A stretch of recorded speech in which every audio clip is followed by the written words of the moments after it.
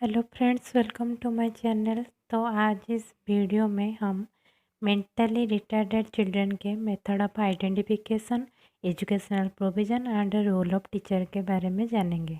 Method of identification, पहचान का तरीका। Some identification marks are given if maximum symptoms are seen near a child, then a classroom teacher or resource teacher can list his or her case as mentally retarded and send his name to state or district level assessment committee.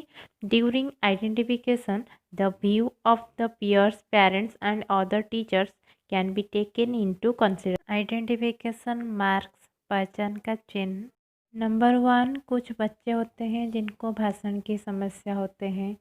और second point, असफलता का डर दिखाएं।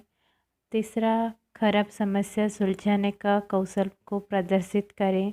चौथा, उत्तेजना के लिए धीमी प्रतिक्रिया प्रदर्शित करें। नंबर 5, खराब स्मृति प्रदर्शित करें। नंबर 6, अवधारणा निर्माण में असमर्थता प्रदर्शित करना। नंबर 7, सीमित भाषा स्टॉक है उनके पास। नंबर 8, धीमी गति से भाषा का विकास होता है उन बच्चों में। नंबर 9, सहनशीलता का जो शक्ति होता है उन बच्चों में कम होता है। नंबर 10, घटिया रचनात्मक सोच रखते हैं उन बच्चे। नंबर 11, खराब सोच छवि रखें, अपने मन में अपने लिए खराब छवि रखते हैं।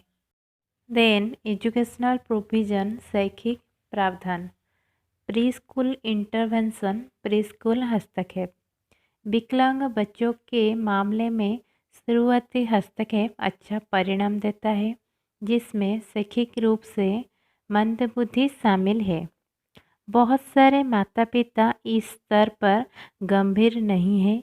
बच्चों के बड़े होने पर उनकी गंभीरता में सुधार होता है, इसीलिए सुधारात्मक सेवाओं की शुरुआत से ही आवश्यकता है।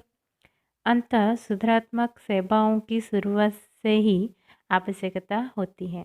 अब कुछ पूर्व विद्यालयों में कुछ मानसिक रूप से विकलांग बच्चों की सीखने की ज़रूरतों को पूरा करने के लिए सहायक सेवाएं उपलब्ध है। Number 2, parents awareness and training, माता पिता की जागरूकता और प्रशिक्षण। प्री स्कूल स्टेज के दौरान माता पिता की भूमिका सबसे महत्वपूर्ण होती है। बच्चा स्कूल की तुलना में अपने परिवार में अधिक समय बिताता है।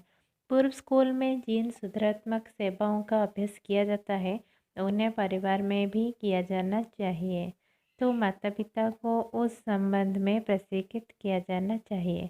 इस तरह के जागरूकता और प्रशिक्षण कार्यक्रम कुछ गैर सरकारी संगठन द्वारा आयोजित किए जाते हैं। फिर से स्कूल के पूर्व अधिकारी जो अपने बच्चों को ऐसे स्कूल में समायोजित करते हैं, ऐसे बच्चों के साथ प्रभावी ढंग से व्यवहार करने के लिए अभिभावकों को भी उन्मुख करते हैं। मानसिक रूप से मंद बच्चों के माता पिता को सरकारी और गैर सरकारी संगठन द्वारा प्रदान किए गए ऐसे अवसरों का लाभ उठाना चाहिए। Regular school placement with home bound program, home bound program के साथ नियमित school placement. Home bound program उन लोगों के लिए उपलब्ध है जो हल्के और मध्यम मानसिक रूप से मंद है। सामान्य स्कूलों में उनके सीखने के अलावा उन्हें विषय की बेहतर समझ के लिए अतिरिक्त कोचिंग प्रदान की जाती है। यदि माता पिता प्रशिक्षित है तो दूसरे की सहायता की कोई आवश्यकता नहीं है। यदि वे ठीक से प्रशिक्षित नहीं है तो एक विशेष रूप से प्रशिक्षित शिक्षक इस उद्देश्य के लिए संलग्न हो सकते हैं। Then fourth point, regular class placement with resource room support, संसाधन कक्ष समर्थन के साथ नियमित वर्ग प्लेसमेंट। यह समर्थन एकीकृत सेटअप में उपलब्ध है। शिक्षार्थियों को सामान्य या नियमित विद्यालयों में प्रवेश दिया जाता है। यहाँ संसाधन कक्ष सहायता उपलब्ध है। वे सामान्य शिक्षार्थियों के साथ एक ही कक्षा कक्षा में सीखते हैं। लेकिन कभी कभी वे संसाधन कक्षा सहायता का लाभ उठाते हैं। उन विद्यालयों में एक एमसीटी प्रशिक्षित संसाधन शिक्षक उपलब्ध, मानसिक रूप से मंद बच्चों को कुछ समय के लिए संसाधन कक्षा में सहायता उपलब्ध है। यह मुख्यधारा को प्रोत्साहित करता है और अगल बगल विशेष सेवाएं प्रदान करता है। 5th point, itinerant program through inclusive education, समावेशी शिक्षा के माध्यम से कार्यक्रम। यह कार्यक्रम शिक्षित मानसिक रूप से मंद बच्चों के लिए है। यहाँ प्रत्येक स्कूल में एक संसाधन शिक्षक तैनात नहीं है। यहाँ इस तरह के बच्चे उपलब्ध हैं, लेकिन एक एमसीटी प्रशिक्षित संसाधन शिक्षक स्कूलों के एक समूह की देखभाल कर रहा है। इस मामले में संसाधन शिक्षक की ओर से प्रत्येक कार्य दिवस पर इस तरह के स्कूल में भाग लेना संभव नहीं है। तो एक एमसीटी प्रशिक्षित संसाधन शिक्षक एक विशिष्ट स्कूल के बजाय कुछ स्कूलों का प्रबंधन करते हैं। रोल ऑफ टीचर, शिक्षक की भूमिका।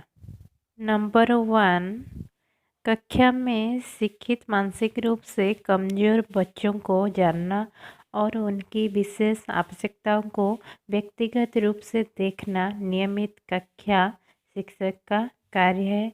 नंबर 2, एक समाज सुधारक के रूप में शिक्षक को ग्रामीण से भगवान के अभिशाप के रूप में मानसिक रूप से मंद होने के बारे में प्रचलित अंधविश्वास को दूर करना चाहिए।